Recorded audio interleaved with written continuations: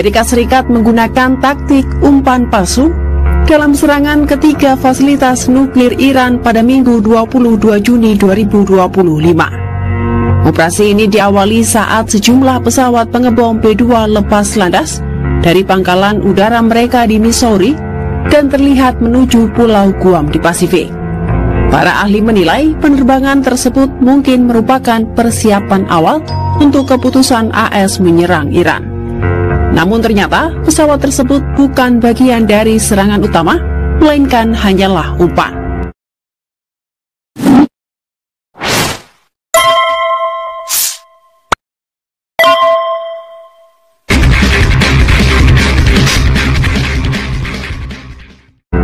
Serangan sebenarnya terdiri dari 7 bomber B-2 bersayap kelelawar yang terbang langsung dari AS ke timur tanpa terdeteksi selama 18 jam. Bomber-bomber tersebut menjaga komunikasi seminimal mungkin dan mengisi bahan bakar di udara. Taktik rumit militer AS saat menyerang Iran itu diungkapkan oleh Ketua Kepala Staf Gabungan Jenderal Dan Kane. Kane membeberkan, sebelum paket serangan memasuki Iran, sebuah kapal selam AS menempatkan lebih dari 2 lusin rudal Tomahawk ke target infrastruktur permukaan di Isfahan. Jet tempur AS juga diterbangkan sebagai umpan untuk memancing radar dan pertahanan udara Iran. At approximately 5 p.m. Eastern Standard Time last night, and just prior to the strike package entering Iran, a U.S. submarine in the Central Command Area of Responsibility launched more than 24 Tomahawk land attack cruise missiles against key surface infrastructure targets at Isfahan.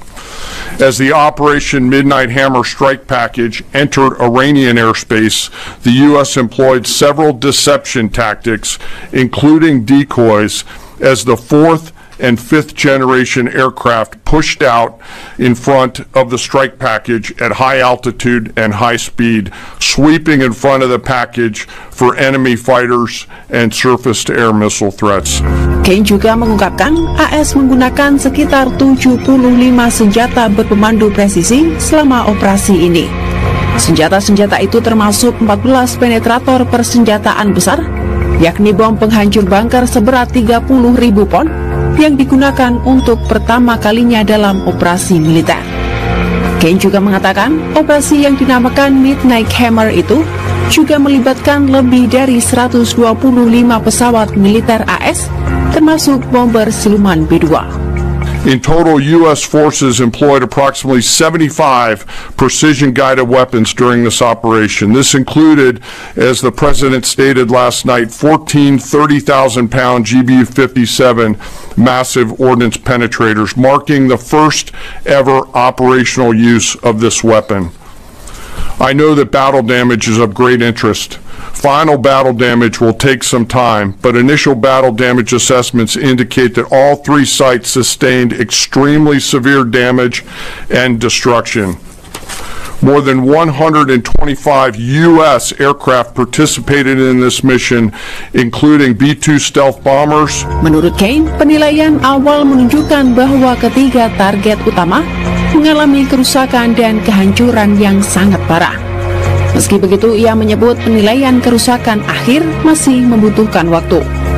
Adapun Presiden AS Donald Trump menyebut 3 fasilitas nuklir Iran yang diserang adalah Fordo, Natanz, dan juga Isfahan. Terkait serangan itu, Iran mengecam keras agresi militer AS dan menyebut Washington harus bertanggung jawab.